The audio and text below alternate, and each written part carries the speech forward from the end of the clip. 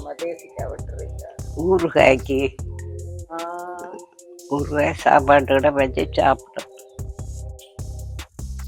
சோறு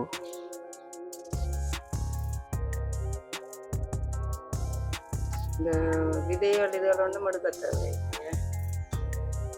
ஊறுகாய்க்கு எடுக்கிறே இல்லை, ஆனால் சாப்பாட்டுக்கு பாவிக்க எல்லாம் எடுக்க வேண்டும்.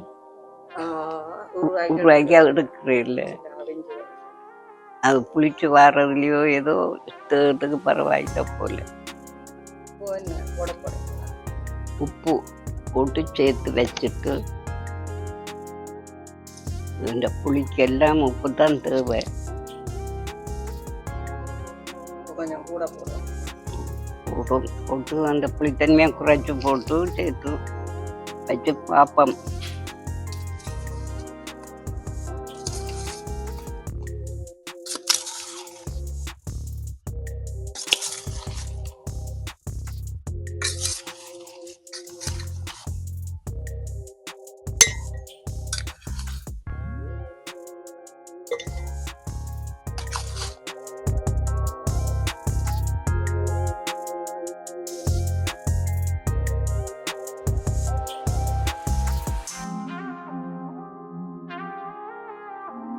இந்த அம்மாண்ட ஊறுகாய் எப்படி இருக்குன்னு பாருங்க.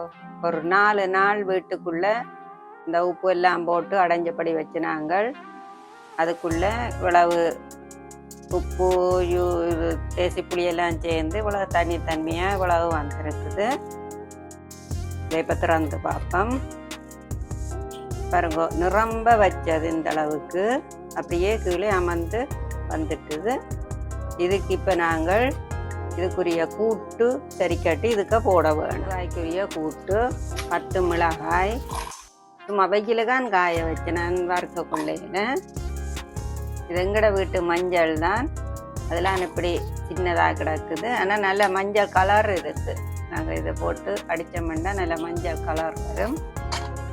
மற்றது வெந்தயம், இது 3 தான் இந்த ஊறுகாய்க்கு முக்கியமானது. இதே ஒரு சுத்து அடித்து போட்டு அதுக்குள்ளே போடணும். அடித்தது இதுக்கு போடுவோம்.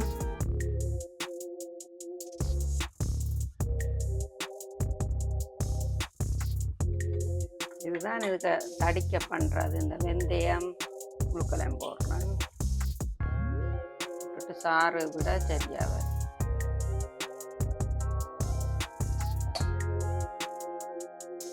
சாறு புளிஞ்செடுத்து அதுக்கு தான் அது முழுக்க சேர்ந்து எல்லா இடமும் தலைப்படும்.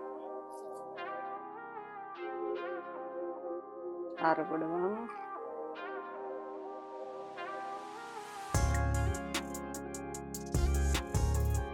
சாறு அப்படியே கீழே கரைஞ்சு கொண்டு போகுது பாருங்க. பார்க்கறதுக்கு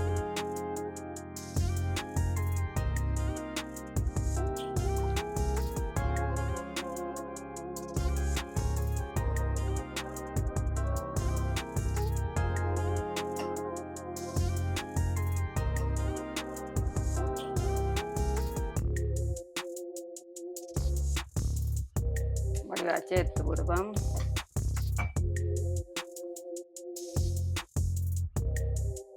உப்பு நாங்கள் முதல்ல எல்லாம் போட்டுட்டோம் தானே, அது காணக்கூடியதா இருக்கும். எல்லா தேசி இதோட இந்த காரம் தூள்கள் எல்லாம் சேர்த்துட்டுது.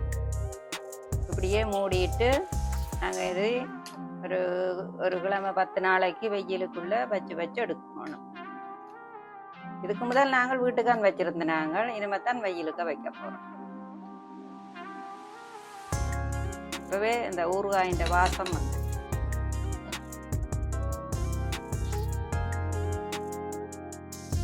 மூடிட்டு வைப்போம். இதுதான் எங்கட ஊறுகாய் எப்படி வந்திருக்கண்டு பாருங்க. அதுக்கடையில் அரைவாசி முடிஞ்சது.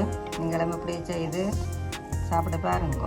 வாழ்க வளமுடன். நன்றி, வணக்கம்.